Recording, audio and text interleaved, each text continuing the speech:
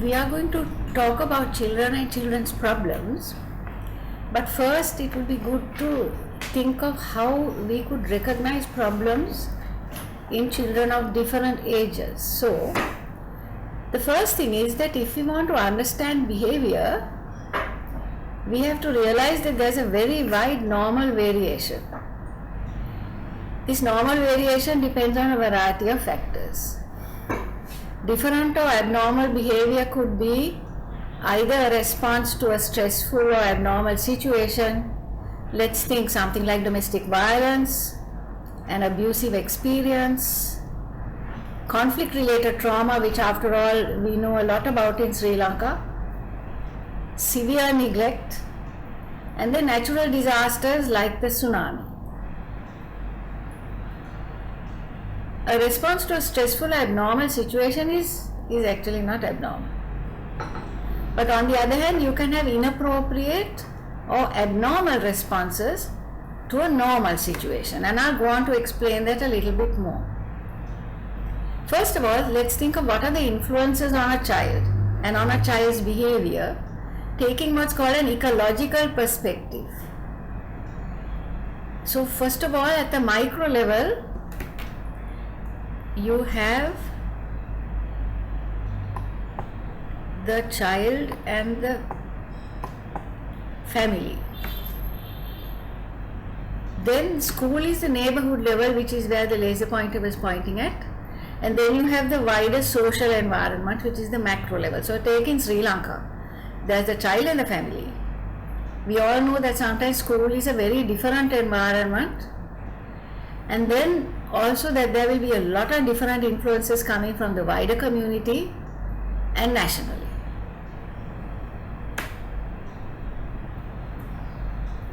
Then also, if you want to understand a child's behavior, you have to look at it in context, because behavior is a response to an event, an experience, or a feeling. So it varies according to the individual characteristics of the child. So a boy might behave in one way, a girl might behave in one way. The family or social context. What are the individual characteristics? They would include age. That's one of the most important things. Age will determine how children understand events, and it will determine how they react. Then there's gender. Again, we know that certainly in our society, girls are supposed to maybe behave in one way and boys are supposed to behave in another way. If a girl is very keen on playing games and running about and maybe playing cricket, in some families they will feel that's not girlish. But if a boy does that, they feel, that's right, he's a real boy. On the other hand, if the boy likes to arrange flowers and decorate the house, the family won't like it, they'll think this is not a real boy. If the girl does it, they're happy. Then the other thing is temperament. Now that is something really children are born with. We all know there are some children who are friendly, some children who are timid and are therefore not very easy with strangers. That would be their temperament. The very important thing is their developmental age and stage and level of intelligence. Say for instance, a child of 3 will be able to do certain things, and a child of 6 will be able to respond to an event in certain other things. Give you an example. If a child of 4 is told to go to the door and respond to a visitor, the mother might say, go and say that I am not there. And this child might go to the door and say, Amma said to say she is not here. And she might be very confused when the Amma then scolds her for having said it like that and not pretended.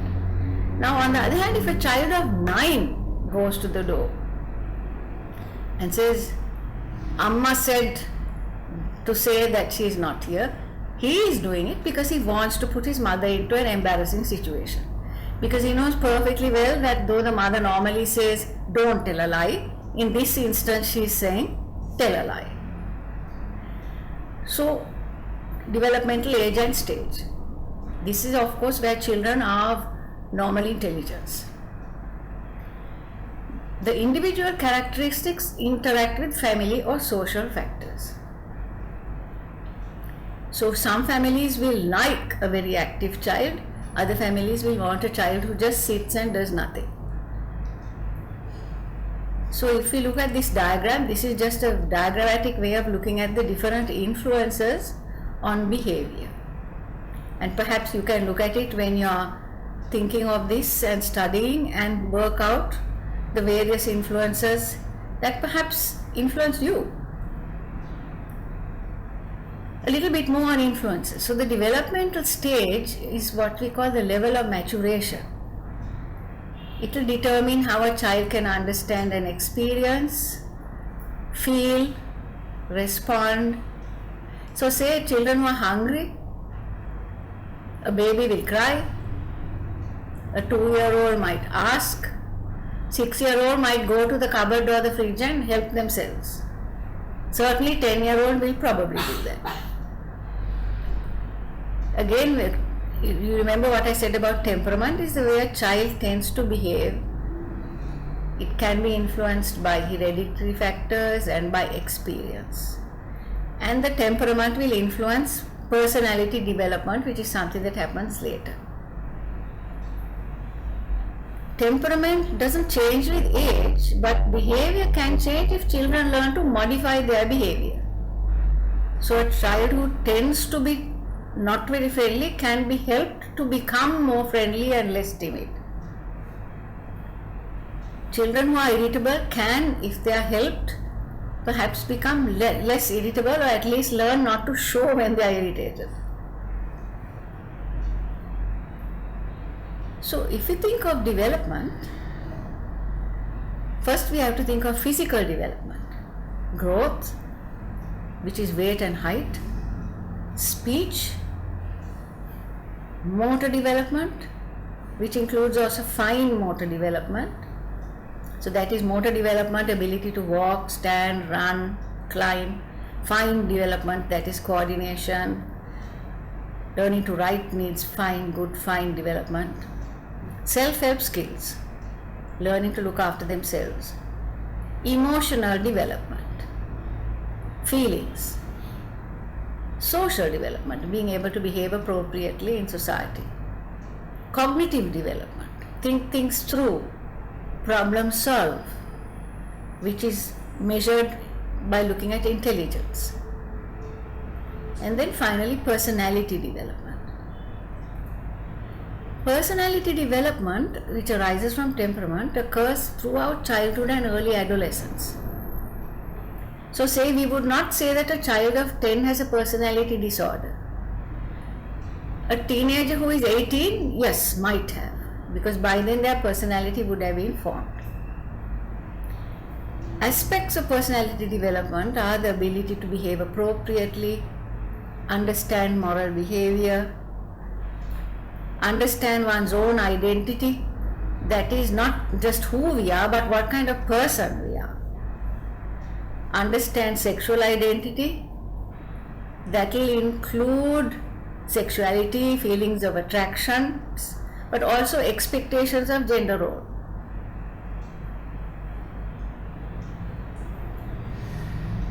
Now, we go on to how do we recognize a mental health problem.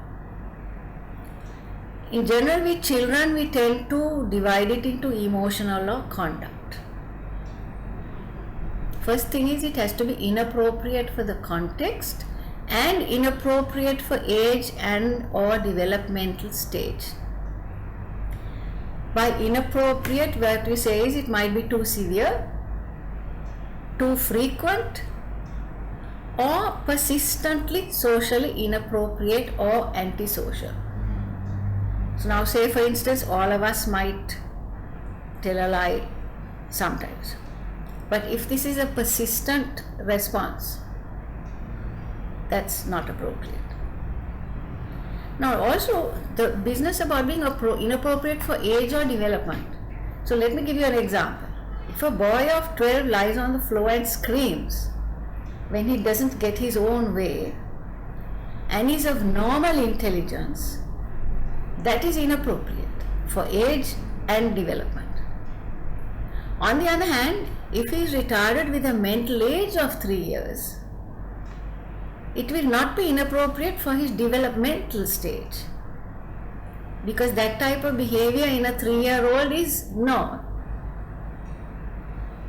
Another aspect is that the behavior needs to be either too frequent or too severe, resulting in interference with the child's development and experience.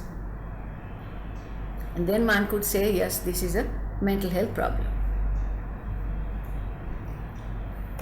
Behavior which may be a problem,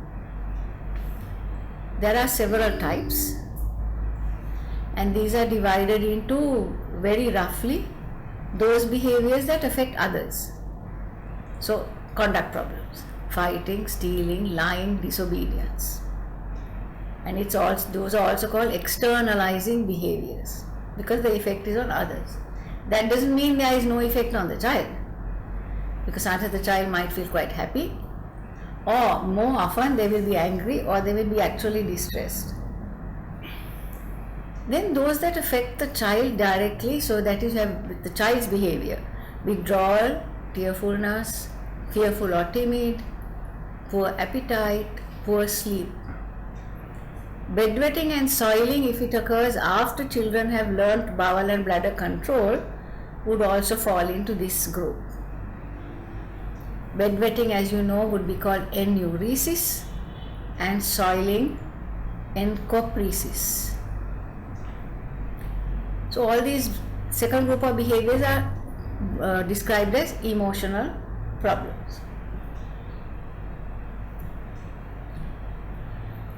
Now, the differences between emotional and conduct problems are both, for instance, may result from distress, frustration, anger, neglect. The type of behavior the child will show will depend on individual variables. One important one, temperament, social norms, the child's context. So the differences are in the behavior seen, not necessarily in the feelings or the events that cause the behavior. Understanding the behavior and the factors leading to this behavior, child's context, and the individual variables will influence your direction of management.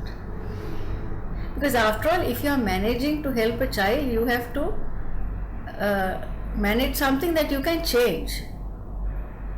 And there are a lot of other things that you can't change.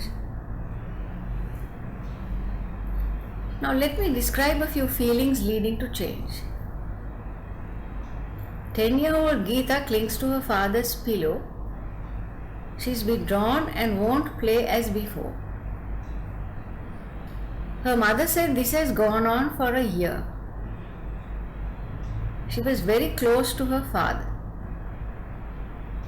One night when she was asleep on her father's bed, an intruder came in and shot and killed her father. Geeta eventually said she feels sad and guilty. She was too frightened to scream and feels that therefore she didn't save her father. Now what happened was, don't you know, when something happens in a family, other people come and say, this happened, why didn't somebody do something, why didn't this girl scream? She ultimately wouldn't talk about it, but she did some drawings for us. She was apparently good at drawing. I told her to draw her happiest and saddest day. She drew a beautiful drawing for the happiest day, or when she was chosen at Sinhalese New Year festival. Beautiful colors, crowds of people. Her saddest day, there was a bed, a pillow, a man lying on the bed, and a man standing next to the bed with a gun. The important thing was, she was not in the picture. And that gave a clue that she was wishing very much that she hadn't been there. And it was when we asked her about that she was able to say how guilty she felt. Now another example is of a child who was a bully in school And the teacher said she had made him a school leader because she felt sorry for him because his reading was very bad, though he was good at maths. So he wanted to be liked, but he bullied because he felt inferior. So what he also did was he used to steal money from home and go and buy sweets and give them to the children of the class so that they would like him. Now let's move on to actually how do you recognize a problem, because when working with children you do have to remember that you have to understand what's a problem for them, not what's a problem for the adults around them. So the first thing is, if a child is brought to you and people say they are worried about you, it's important to find out whether there is really a concern or whether the concern is because of the attitude of the person telling you, who might be the parent or the teacher or the other carer. So you have to do this by considering the child in his or her context.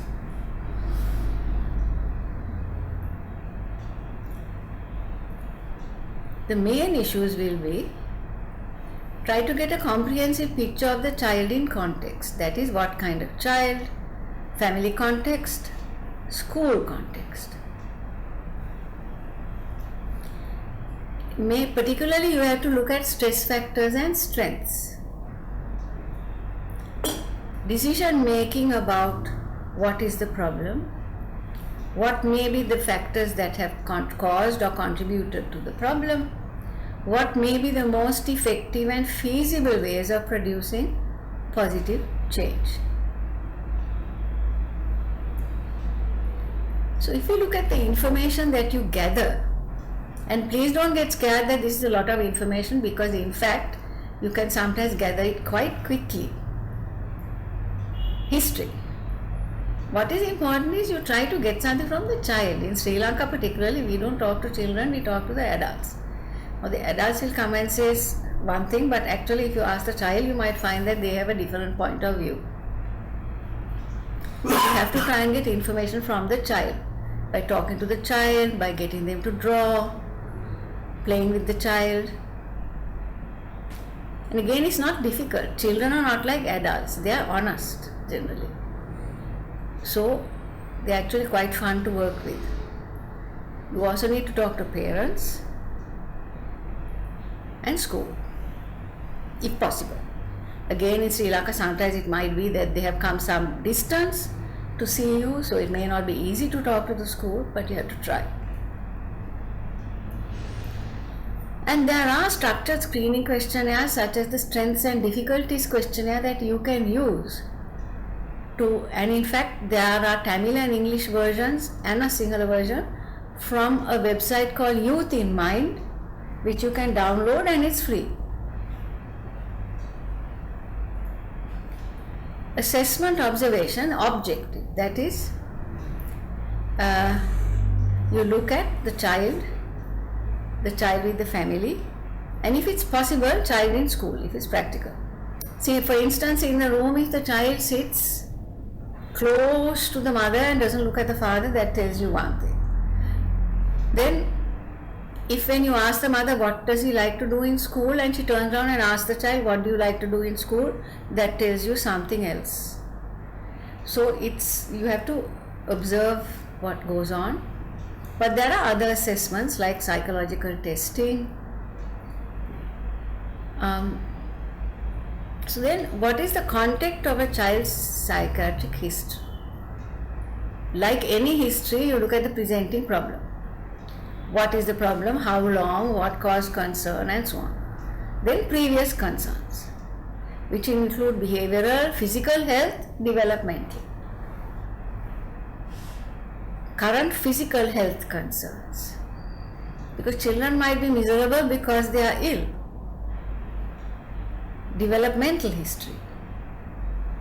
Now, school history. Of course, when you are taking a history, you have to use a bit of common sense. Supposing you are seeing a 16-year-old boy who has been first in class from the time he started school, you don't actually have to look at his early milestones, because you can be fairly sure that they were fine. On the other hand, if you are seeing a child of about 4 years, then those early milestones might be very important. If you are seeing a child who can't read, early milestones are very important. So you have to use a bit of common sense in this, but anyway. Then of course social history. Relationships within the family, outside the family, with adults, peers, interests and extracurricular activities. With adolescents, substance use is important. Of course you have to think, if you are asking the child, you have to think of how to ask the child. Children hate being asked, do you love your mother, do you love your father, and they know what they have to say is yes. So what you have to do is try other methods. I used to sometimes ask them to give marks to the people at home. That sometimes worked very well, but sometimes children would look at me, they knew what I was trying to do, and they'd give 10 to everybody. Or you ask them to draw and say who's in the row. Now there was a little boy who hated his younger brother, who was much more liked by the parents because he was an extrovert. And every room that he drew, I said, so where's Mali? Mali is not there. Which gave a clear idea that he was hoping that Mali definitely wouldn't be there. Family history, family structure, socio-cultural history, health history, and that includes asking about a history of mental health and substance misuse in the family. One important thing to remember is with history taking and management that you have to get consent and confidentiality. That's especially important if you are working with teenagers. And parents in Sri Lanka especially, or anywhere actually, find that difficult. They feel they own the child and therefore they have to know everything. At the same time, if you are talking to a child, you also have to explain, I will keep this confidential unless someone is doing something to you that they shouldn't do, in which case I will have to tell. And that's again a difficult one, but it's important. Assessment aspects. You look at the child's behavior, how they relate to others, do they look at you, what's their mood, do they appear sad, do they appear happy for no reason. Clinically assess their developmental maturation, their speech, communication skills, can they understand what you're asking, content of speech, are they relevant or are they irrelevant. Now that's especially important with adolescents. And then additional, you have to look, as I said, learning ability. Now sometimes you might have a psychologist who can do the Wechsler intelligence scale, or if you don't, you can use something called Raven's progressive matrices, which will give you some idea of their ability. And you might well ask, what is this all for? Is it useful? And I think the answer is yes, it is useful, because it's to facilitate what we call a formulation of the problem. It helps you first of all understand the behavior, consider the factors that may have predisposed or created vulnerability, precipitated the behavior, trigger factor, perpetuated or helped maintain the behavior. Positives, strengths in the child, family, social context.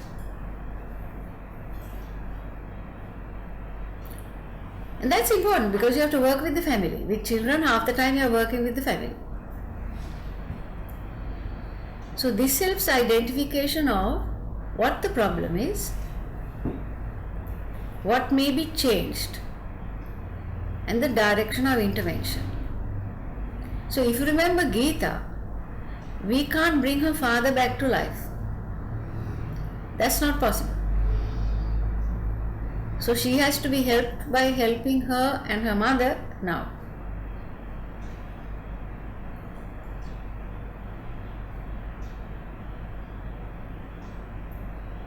So when you plan an intervention, the task is what? Formulate, decide what is possible, then you begin doing what you plan to do, but you have to monitor and see, is it having an impact? If it's not having an impact, you might have to review what you decided and maybe change it. It's important to realize that you may have formed a plan and you might have to go back and say, actually that maybe was not the best plan, maybe I need to make another plan. So when we look at the formulation, what will be the common predisposing factors? Common ones are family history, quality of relationship between parents.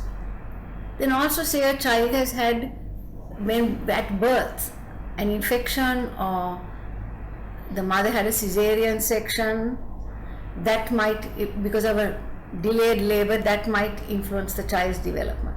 That would be a predisposing factor. Precipitating factors could be something in the child's behavior, something in the attendance at school, or some event, like in Geeta's case, the shooting of her father. Perpetuating factors may be the child's behavior, quality of relationship between parents, mother's parenting capacity. But those will also be strengths. The child's intelligence can be a strength, warmth in the family, good relationships with a family member, good relationships with some other person, those are all strengths. Now take for example, if a child has been abused and is able to tell her parents that she has been abused, say by her cousin brother, and the parents believe her, that shows strengths because the child was able to tell the family, and strengths that the family believed her. So you can use those strengths in helping the child further. Now let's think of an example. First of all though, just I'm going through the ways problems are described. Like I said, childhood problems, emotional disorder, and these are all the various subheadings of emotional disorder, which I hope you'll look at and read a bit more about. Then at any age you will have disorders like attention deficit disorder, ADHD, anxiety or phobia, obsessional compulsive disorder, depression, post-traumatic stress disorder, schizophrenia, bipolar disorder. I should have mentioned that under the childhood problems, yes, there was emotional disorder and also conduct disorder. Now, there are some other problems, developmental problems. So, specific developmental delays or disorders. One is delays in ability to read or learn maths or write. I mentioned a child who was bullying children because he was good at maths but couldn't read. So he may have had a specific developmental delay in terms of reading skills. Then some children have a specific speech delay. There is another condition, autism spectrum disorder, where there is a specific delay in social development. Then on the other hand, there is general developmental delay, which is also called mental retardation, where there are delays in all areas of development, and it might be mild, it might be moderate or severe. And it influences the way we understand the behavior of the child.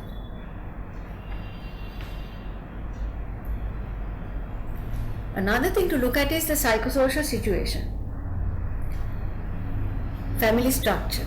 A single parent or a reconstituted family, that is where a parent, mother or father has remarried after divorce, separation or death.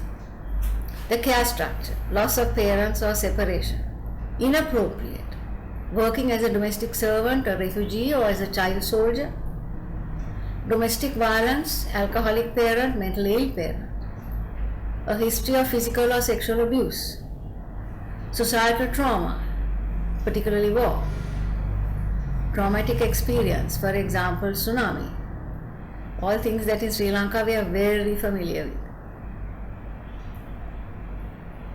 So again, if you look at the ICD-10 and we take what's called the multi-axial approach, you have all the psychiatric disorders which I talked about, where they are grouped according to the behavior and not the cause.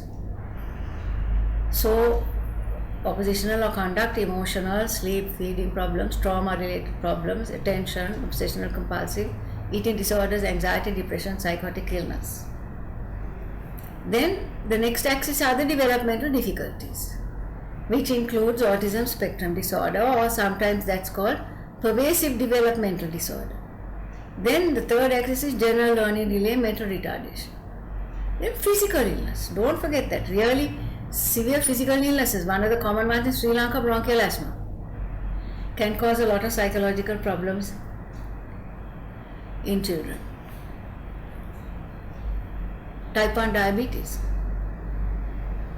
Then finally, difficult or abnormal psychosocial context.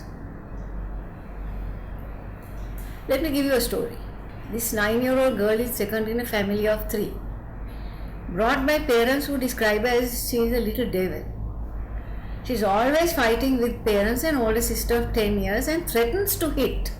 But when we asked, actually the parents said she never does hit. Very bright, does well in school, has friends. Mother is a nurse, father is a PHI, public health inspector. No family issues. And she has a younger brother of 3. So the question is this a mental health problem, which is what the parents think it is, or is it as a result of family circumstances? Now, first of all, we know she is very bright and she does well in school. So there is no developmental delay there. Has friends, so she is social. So no difficulty of social development.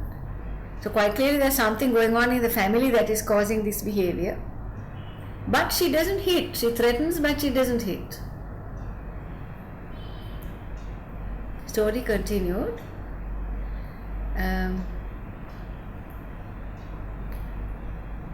Actually, when I spoke to the little girl, she said, they don't love me. They love my sister, they love my brother, they don't love me. Now, you know, when we ask parents, do you love them? They say, oh, of course we love them. And we love them equally, of course we love them. But the thing is, you may love the children equally, but you don't treat them equally. It wouldn't be possible, say, to treat a girl of 9 and a boy of 3 the same way. So when we began to talk about it, the mother began to think that perhaps they didn't give her enough attention. So then she told me, when I come home, I carry the little brother. Now this child is already in Visakha and she's bright, and I don't have to do her homework, but I do her homework with the older sister, because the older sister has the scholarship exam. So this one actually doesn't get any individual attention. The individual attention is given to the other 2. Then the mother said that she gives birthday parties, but not for her, because her birthday party falls on Sinhalese and Tamil New Year. So actually the parents talked about it, and they realized that her view of things was different to theirs. And they altered what they were doing. And the problem disappeared. So let's look at now then principles of intervention for most problems. The most important thing is what we call psychoeducation, where you help the parent or the carer and the teacher understand the child's behavior, and then help the child understand what his or her problem is or situation. And you try to optimize the available ways for needs to be met, improve relationships the child has, allow expression of feelings in feasible and appropriate ways, help to normalize routines. Then you might have specific strategies depending on the diagnosis. But what you have to do is assess the impact by response of child and family, improvement in initial concerns, Is the child healthy, happy, growing and developing well? Are the child's needs met? Continue and follow up or reformulate. Now this is a basic structure that you follow, but then there are also specific strategies. There is no time today to talk about any of these in any kind of detail. I am just mentioning them. First of all, family approaches or family work, which has to happen all the time. Family therapy. Behavioral approaches, individually or groups. Behavior modification, like using a bell and pad for bedwetting. Behavior therapy, that is desensitization, for example, for a specific phobia. Now I'm sure you all are being taught that already by Professor Somasundaram and the team for adult disorders. Cognitive behavior therapy. This is particularly useful for anxiety or obsessive compulsive disorder and depression in young people. Individual work focusing on an expression of feelings, perhaps getting a child to tell or write a story or draw. Now using drawing, like we talked about Geeta who drew her feelings, is not art therapy, I do have to tell you. It is just using art to express feelings. Then use of psychotropic medication, I'm just going to go through that very quickly. But before that, CBT. As I said, it's a treatment of choice for some disorders in adolescence and very useful for post-traumatic stress. CBT works on changing thought processes which result from moods or emotions, and these may be fears, distortions, awareness of deficits, the thoughts that lead to the maintenance of symptomatology.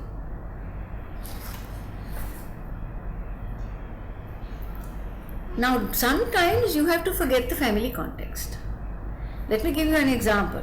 14-year-old Sammy lives with mother, younger half-sister, 1.5, and stepfather. He had been brought up by his maternal grandmother until he was 6 when she died. Then he was cared for by an uncle and aunt who physically abused him and neglected him. His mother brought him to live with her when he was 11. He was being brought up originally in another country. He goes to school but also has to do housework and take his baby sister to nursery every morning. His mother is very negative about him. He said he lies on his bed and looks at the ceiling and is someone who is tired of life. He wants to stay at home because of his little sister. Though he says maybe she will say she doesn't want me when she gets older. He's 14. Family work to change the family context was just not an issue and there wasn't time to do that. If we ever tried to change that family, it might have taken another 50 years, and by then it's too late for Sammy. So the point is, when children are teenagers, you have to think of, do you have to help them to cope and move on and make something of their life and more or less forget the family. So he needed help to cope with his negative experiences and then make plans for himself for a positive future. So that is when you forget the family. Psychotropic medication. In general, it is good to use it less with children and only if it's essential. Usually used in combination with other strategies, but for psychosis, it's the treatment of choice, and that's very important to remember. Symptomatic relief, for instance, in severe anxiety, only if you are using other strategies and the anxiety is very severe. Then disorder specific, certainly for attention deficit disorder, very severe depression, and as I said, psychotic illness. Sometimes also with severe obsessional compulsive. Epilepsy. Epilepsies will sometimes come, certainly in Sri Lanka and other countries, to a child psychiatric or also a psychiatrist, and that requires obviously medication. It's important to remember that when you are treating children, what you are trying to do is aim for well-being. Well-being. Now I am going to move on to a couple of specific disorders and then a situation. But first, these are the commonest types of psychotropic medication, and I suggest that you read these up in your pharmacology notes and textbook, and also I'm sure you've already been taught this for the use of in adults, and so I'm not going to spend time on this component, but these are the commonly used psychotropic drugs for children. I do have to say one thing, that is in relation to ADHD and methylphenidate. Quite a lot of people sometimes say, why do we want to give this? But it has side effects which are not actually very severe, and they've been well researched. The important thing to remember is ADHD also has a lot of side effects. If a child has severe ADHD, they don't learn, they fight, they get into trouble, they begin to feel unpopular, and the appropriate use of medication can completely change their experience, their learning, and their relationships.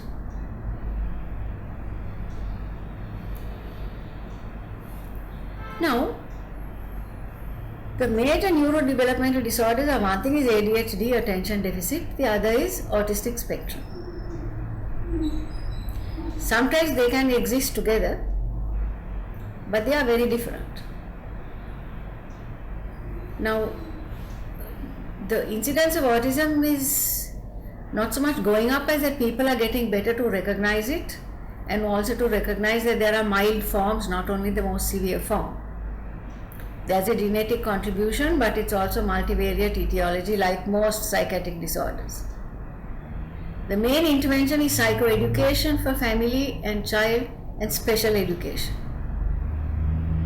The psychiatric intervention apart from that comes if there are comorbid disorders.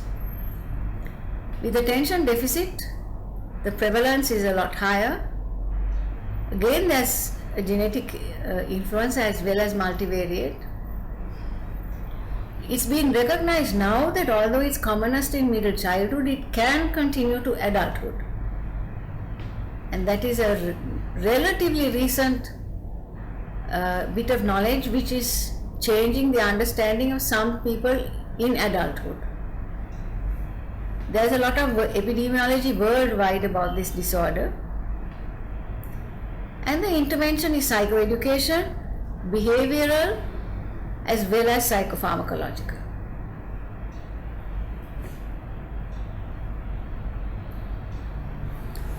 The particular aspects of assessment for these children is, one is developmental history, school history and school observation, the use of specific questionnaires for ADHD to obtain information, which will include the strengths and difficulties questionnaire which I've talked to you about, and another one called the Connors.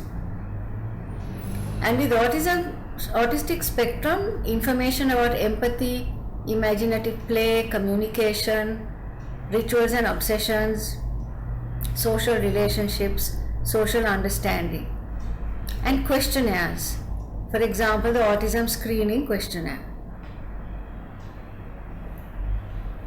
The key diagnostic features with autistic spectrum, you might get delay and abnormalities of speech, a lack of expression, something called echolalia. I know a very bright medical student who was asked by his child psychiatric professor, "What is echolalia?"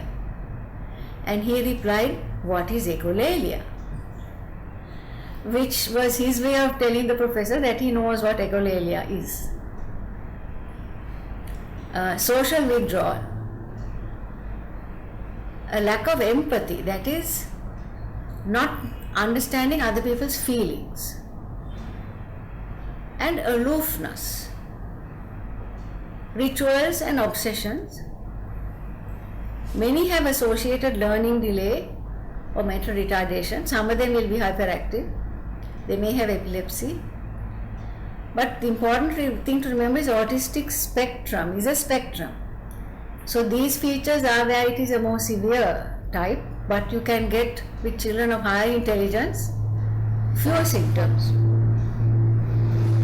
Then with ADHD, you have impulsivity, restlessness, poor concentration, might have associated tempers, might have learning delay and peer group difficulties because they are irritable and they are restless and they don't concentrate. See, as an example, there is a 10-year-old boy who is the second with two older sisters, referred as having outbursts, wringing his hands and crying. His mother said this is when he couldn't understand something even after repeated explanation. The school, he was good academically, but was lately having some difficulty with understanding concepts. For example, maths problems, where you say a man goes 6 miles and then he has to do something and do something else. He found those difficult. He became worried that he was stupid. He was very interested in trains and chooses routes for trips with the mother at weekends. This is his only interest. But you ask him about that, he knows everything about the trains, the train timetables, everything. Mother is a teacher, the two older sisters are social and getting on well in school. Father is a solitary person, no friends, and works as a graphics designer. Now this doesn't mean that all graphics designers are autistic, but anyway. When this boy was assessed, we found he fell into the autistic spectrum group. But it was mild because he was intelligent. And the intervention initially focused on helping him and his family understand the nature of his problem and also advising his school. Another example, 5-year-old boy was only child, brought by a mother who said he doesn't sit still, is always active. School complains that he is restless and not learning, not aggressive and has friends. He's been very active since he was 2. Grandmother says father was just the same.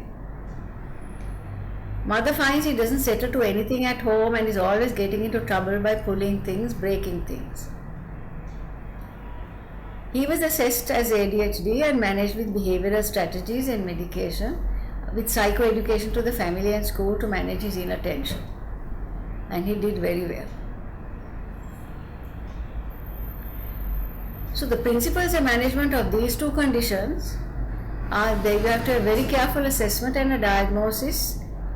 For both you require psychoeducation. For autistic spectrum, it's remedial learning and education. For ADHD, behavioral approaches and use of psychotropic medication. So it's just an example of two neurodevelopmental disorders where in fact they are different.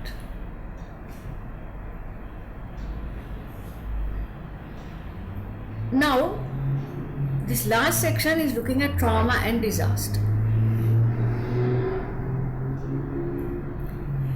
What is important to remember is that the therapeutic needs of children and families after major disaster vary. The majority of children and young people after disaster, they develop adaptive coping and can manage with basic psychosocial support.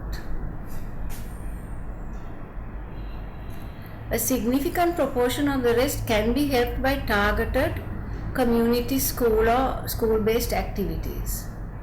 So for example, there were a group of teachers who were trained to develop group therapies of using CBT principles during the conflict, and in fact in the north of Sri Lanka.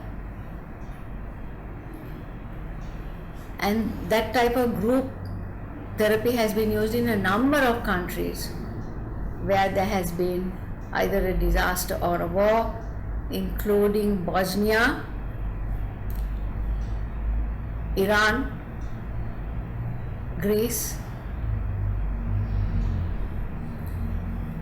A very small percentage will require specialist input. So that's why we have the pyramid in this way. Most people will manage and will cope so long as they have basic psychosocial support.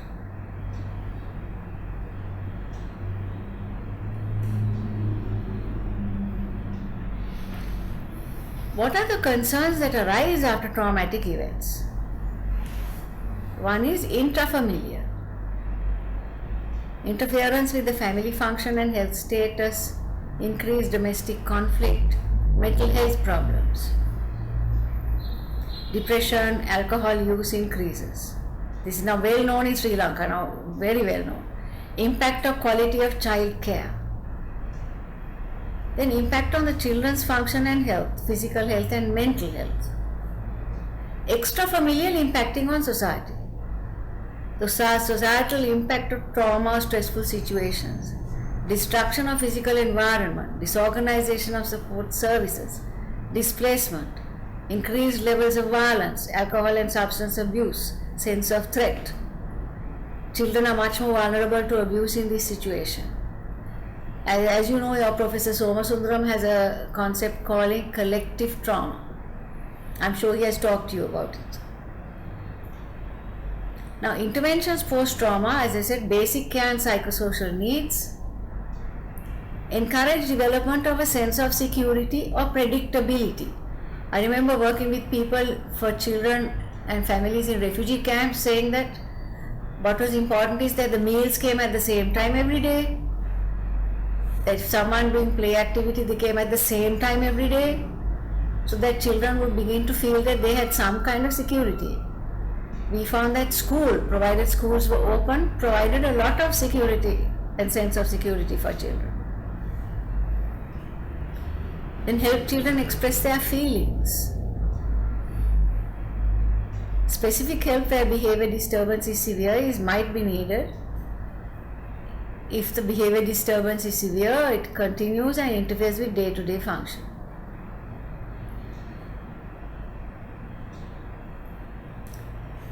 In conclusion, if you're adults working with children, it's important to look at events from the child's point of view.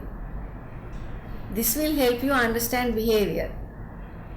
Try to think of it from the child's point of view, not from the adult's point of view. But of course, having information about the family context is absolutely necessary, and also the characteristics of the child. Age, developmental stage. Working with children is rewarding and enjoyable. But where you are working in difficult situations where perhaps there's been a lot of trauma, you should be able to discuss your experiences with others. And this will also help in developing appropriate ways of dealing with these problems. I've come to the end of this particular talk, and I'm sure if you have any questions, you'll be able to ask your lecturers about it, and I hope you learn something from this lecture.